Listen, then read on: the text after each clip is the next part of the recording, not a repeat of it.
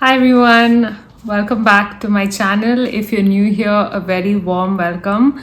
My name is Sugaja and I'm back on the channel after a really long time, simply because the first 5 months of the year after the Hyderabad vlog, which I link up here, I was really busy with my job and I was not able to make time to make the videos. And post that, I lost my grandparent, a bunch of life changes happened. So yeah, a lot has been happening. So here we are, I am back now. Thank you for sticking around. If you're somebody who's been here from the start, I really appreciate it.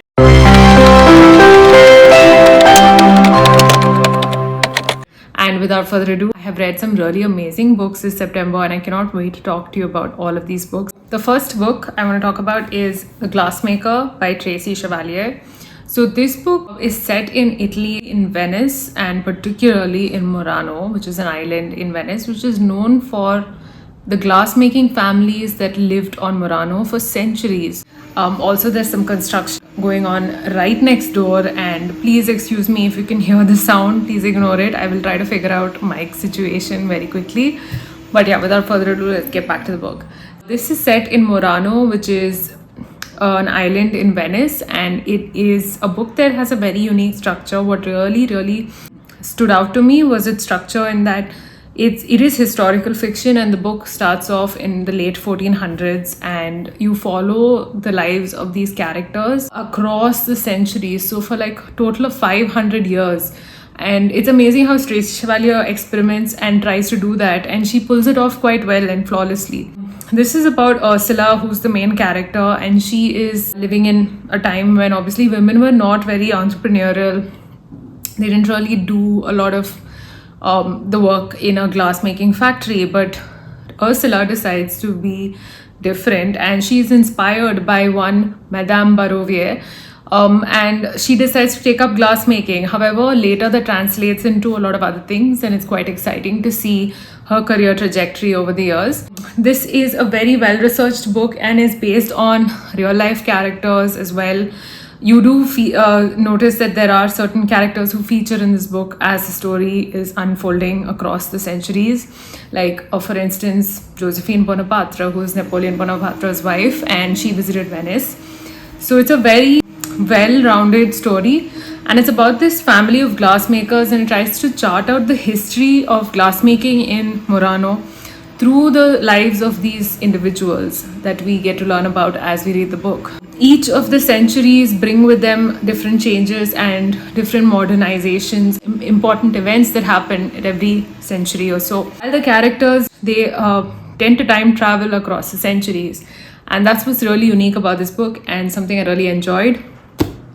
This is actually a medium-paced historical fiction book, so it's not really a page turner, it's not fast-paced, and the story is for most part relaxing. There's no real, like something that keeps you wanting to know what happens next. That's not really there. But if you have traveled to Venice before, or you intend to travel to Venice, I think you should definitely read this book, because it captures the history of that city, the waterlogged city, so beautifully, and it comes all the way from late 1400s, all the way up till 2020 COVID pandemic. So I thought that was brilliant, and there are so many details in this book.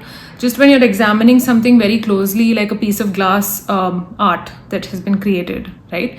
When you examine it closely, you notice different details. So as you read along, you notice a lot of different nuances and details that the author inserts in this book. And another thing I found really fascinating is that while I knew Moreno Island was famous for glass, I didn't know that there was also a set of bead makers on the island, and these people made glass beads, and particularly lamp working beads. So I learned a lot about this process of lamp working, which is the main thing that Ursula does, our central character. So she sits by a lamp, she uses some animal fat, and she creates beads with glass, right? And these are very ornate, intricate beads that go on to line the busts of really important women in history, and the beads get to travel across the countries and continents, because Venice is a trading hub and these are trade beads.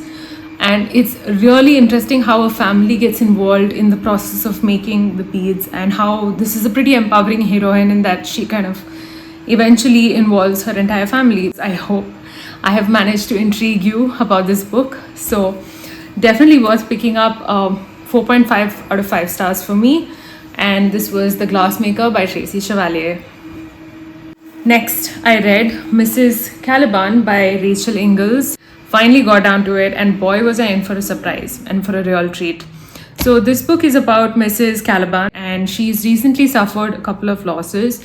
She's experienced a miscarriage in her marriage, and she's also experienced the loss of her little boy who died under uncontrollable circumstances.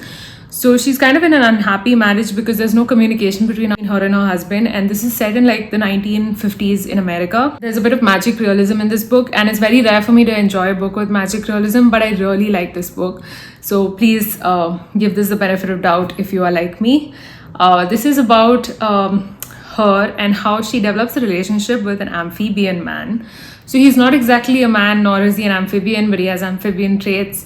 He lives in the sea, and then one day he just walks out and he comes into her kitchen, and Mrs. Caliban is not so surprised because she's hearing about the recent spottings of a man like this under his description, which they've noticed, and it's coming on the radio, and she's been hearing about it. She really likes this man, and it's a lot of novelty for her in her marriage at this point when he does come in to her life, and it's about their relationship, how that goes forth, and it's also about authorities. And at the time, people were really big on aliens and species that were really rare and coming into the fore, and they did want to do experiments on this man, so he needed protection, and that's something she wanted to give him eventually. And this also explores so many other things like women's role in society in the 1950s in America.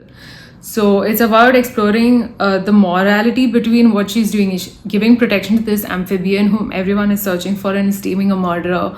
Is that the right thing to do, or is there something else that needs to be explored? So that was Mrs. Caliban, a book well beyond its times, and kept me hooked from start to finish. I rated this 5 out of 5 stars. I think it's a timeless classic and has meaning even in this day and age. So definitely give this a shot. In the spirit of October and the upcoming Halloween month, I decided to pick up Mexican Gothic by Sylvia Moreno Garcia to really get into the mood for the autumnal season and the love of Gothic that I have. So I read this book, and this is about a really headstrong heroine. She is a socialite living in the 1950s, I think, in Mexico, which is the setting of this book. We don't often get a Gothic work of fiction that's set in Mexico. That was interesting for me. So there's little tidbits of Mexican folklore culture that are inserted in this. This is a book that I felt initially tries really hard to be Gothic, in that the Gothic tropes that are there are really in your face. Like, there's also this theme of the mad woman in the attic, which if you're a literature student, you'd probably be familiar with books like The Yellow Wallpaper and things like that. Which do talk about it as a central thing. And this book has that at its center, in that it talks about a woman who's kind of in need of being rescued. She is kind of in a very bad marriage, and she's kind of locked up and considered infirm. She's considered sick, and she's being tended to, but she's also trapped. And it's about this girl and how her dad sends her off on this adventure to kind of go and help this cousin of hers who's going through this problem. So she has to go and kind of be a hero. So that's the whole plot and premise of this book. I thought it was good in that I really enjoyed remembering things like how I felt when I read Wuthering Heights or Jane Eyre or Northanger Abbey, which is a lot of this book takes from those stories, but at the same time it tries to be very modern as well. It's a little bit of a drag towards the end is what I would say. Like, there were bits, this thing about mushrooms, which also play a role in this book, really didn't appeal to me, and I wasn't seeing the whole aspect of like how big a role they play. So so basically she goes into this house to help out this cousin of hers, but then the house has mysteries behind it, and the house is possession of its own, and it's a typical trope of that sort. But yeah, basically I felt the ending really dragged on. Like, this could have been shorter and the ending could have been done slightly better perhaps. I think I still have vivid scenes and images from this book because I read it recently. So it's not utterly bad. It did keep me hooked, and it didn't feel boring at any point. So if any of what I said sounds appealing to you, and if you like Gothic stuff, you should probably pick this up as well. So that's Mexican Gothic. The next book I read is a collection of short stories, and this is Guide to Being Born by Ramona Asubel. This was again a really refreshing thing for me to do, suddenly pick up short stories, which I haven't read in such a long time. I liked out of, I think, there were like 10 short stories here, all having to do something with birth, gestation, conception, and love. But they weren't very in your face. They dealt with these themes, but on a very higher metaphorical level. So that's how that works. And I think I enjoyed the first half of the book more than I did the second half. My favorite story was, I think, Chest of Drawers and Atria. I really liked both these stories equally. I did not enjoy Catch and Release. That was a story I hated the most. And I thought stories that were pretty decent were Safe Passage, Poppy Seed, Welcome to Your Life and Congratulations. I thought all of these were good. I'm not sure if it was because of the time at which I read this book that I didn't enjoy the last 3 short stories in it. I'm not sure what really happened there, but overall this was a pretty decent read, and I think I rated it 3.5 out of 5 stars. The next book I read was Gerald's Game by Stephen King, and for fans of Misery by Stephen King, you should definitely pick up this book because I think it's very similar in its execution. So this is about a woman who is married to a man named Gerald, and guess what? Gerald is hardly there in this novel because this whole book is about this woman trying to escape a very tricky situation that she finds herself in and trying to survive in really dire circumstances. So it's a tale of survival, and at the same time it's a novel that plays a lot with the woman's psychology and people in difficult situations, their psychology as well. I recently read On Writing by Stephen King, which is a work of non-fiction, and he talks about how he puts people in tricky situations, and he uses this situation to kind of draw out a novel and draw out a really long and engaging tale. And I thought that was brilliant, right? Coming up with really unlikely scenarios in your head and just using that as the crux for your story is something that he does really well. So I picked this up and I just couldn't put it down. It was just unputdownable. I had to sit at a stretch and read it because I was so curious to know what exactly happens. Does she get out of that situation? So the woman finds herself tied to the bed. She's not tied, she's handcuffed, right? The keys are on a drawer cupboard somewhere far away on the other side of the room. She's in a cabin in the woods, and the woods are creepy. There's a dog that's howling constantly a little away off, and then there is the sound of a lumberjack doing something with the saw, and those are the only sounds. So it's a little creepy, and her husband dies right as soon as they come into that cabin, and she finds herself in that situation before anything can even happen, because they just wanted to have a good time, a good getaway in the weekend and play some games or whatever. But it turns really bad in that he dies, and she doesn't actually love him that much, so she's not too affected emotionally by his death, but at the same time she has to come to terms very quickly and figure out how she's going to get herself out of those handcuffs, right? So that was the whole premise of this book and really had me hooked from start to finish. I liked this more than I liked Misery by Stephen King. So if any of what I said sounds interesting to you, definitely pick it up. The next book I read in ebook form, and I read this book called The Crooked Cross by Sally Carson. This has recently been published by Persephone Books, I think a Bath-based publisher in England.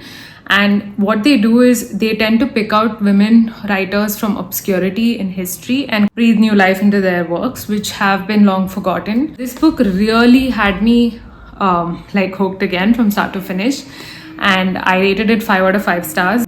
The reason it's called Crooked Cross is because it's a direct implication on the swastika symbol of the Nazi regime. This is actually set in the 1930s, just before Hitler came into power, and the lead up to that. It was a great examination of the psychology of the characters especially. So we meet one family of Germans, blue-eyed, blonde folk who are proper Aryan people of that time, right? I have to use that word. You meet this family, and then there's a woman in that family who is in love with this man who's Jewish. And he's not fully Jewish, but he's kind of got a name that sounds very Jewish, and that becomes an important factor. What we explore is the relationship between these two and how that evolves during the Nazi regime as well, because a lot of restrictions were put into place. And while all of that is there, what's interesting about this particular book is that It explores the reason why Nazism could easily come up in Germany, and that there was a huge unemployment problem and people were not able to find jobs they could hold on to for the longest time before Hitler came into power. And once he did, he kind of promised good jobs and good livelihoods through jobs that were created to serve ultimately the SS and Nazi party. That's how people really went and subscribed to these ideologies and notions that made the Nazi party stay in power for such a long time. It's also the way of thinking, right? How it gets embedded in the day-to-day lives of these people, this family.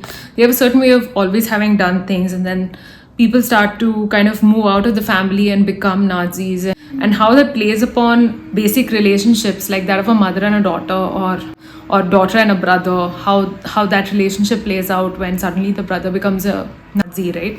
And the sister is in love with a Jew. So it's really complicated, but it's explored really well, and these are nuances that she brings to light so well. I also loved what Sally Carson cleverly does with the ending, and it's very difficult for an author to pull off an open-ended ending and still get away with it being a really solid story that appeals to audiences throughout. And so Crooked Cross had no complaints about it. It being a book that's just been published, I do want everyone to like really wake up and read that book as well. Anyway, moving on. The final book I read in September is The Mare by Angharad, Hampshire. I'm not sure if I'm pronouncing her name right, but she is a British author and she's just published this book, and I think it's brilliant for a debut novel. This is historical fiction, but it's based on a true story and a person who actually existed in real records. This is about a woman Nazi concentration camp guard who worked during the World War II as a camp guard, and she committed a lot of atrocities. She was known by the nickname the Mare because she was known to stamp people to their deaths. That's the level of evil that she committed. And what's really astonishing is the fact that this woman lived scot-free for 20 or 30 years after this incident in America, having married an American man after the war years, having met him in Germany itself, and then moved on to immigrate into the United States. And she never decided to tell her husband about this aspect of her past. Everything is fine until one day, many years later, a journalist knocks on their door, and it's a New York Times journalist, and they expose her as to the things that she'd actually done, and she had been hiding the secrets. All of that come to light at once, and then it becomes a question of how she's going to handle this kind of stuff. So it's really interesting, and I thought this format in which she tells the story is also interesting because we get the husband's perspective and her own perspective, the perspective of the Mare, in terms of the things she did and why she did them. And at the time, of course, she did the job because she wanted money, and that was the main motivator for her to take up a job as a Nazi concentration camp guard, because it was offering a very lucrative salary. But at the same time, to what extent are you going to agree to do things in order to get that money, right? Calls into question that aspect. And it's also shocking because a lot of the camp guards were normal people who looked like you and me or the next person. But they were capable of such horror and such evil that you would never have guessed that these were the people who did the job, right? So you can actually go and look at documentaries of other camp guards, especially men, who are known to be 10 times more brutal than women. And I'm shocked because there were so many concentration camps at the time, but very few of these guards were actually put on trial post the Nuremberg trials themselves, and also much later, when these kind of things, they don't happen every day. Many of them, I think, just lived scot-free for the rest of their lives and were never really called into being accountable. So it is an infuriating book, but at the same time, it's also a little difficult to digest, but it's a very important book in that we need more stories like this, in my opinion. And we definitely need more exposés. Yeah, I also thought it was brilliant because we get her point of view. She never thought she was doing anything wrong throughout her life, and that's why she felt she didn't have to mention it to her husband either. She always felt she was serving her country and that she was a nationalist and just doing what everybody else was doing during these questionable times of war, right? When people have to look at their own survival. So it also looks at the mindsets of people during the war, and also examines the mindset of a husband who chose to stay on with this woman even knowing full well that she had committed such evils. So yeah, I do think this book deserves a lot more attention than it's getting, which is why I wanted to give a shout out to this book. that brings us to an end of all the 7 books I read in September this month. I am pretty sure at least a few of them have managed to make it to my top 10 books of 2025 list, so stay tuned for that.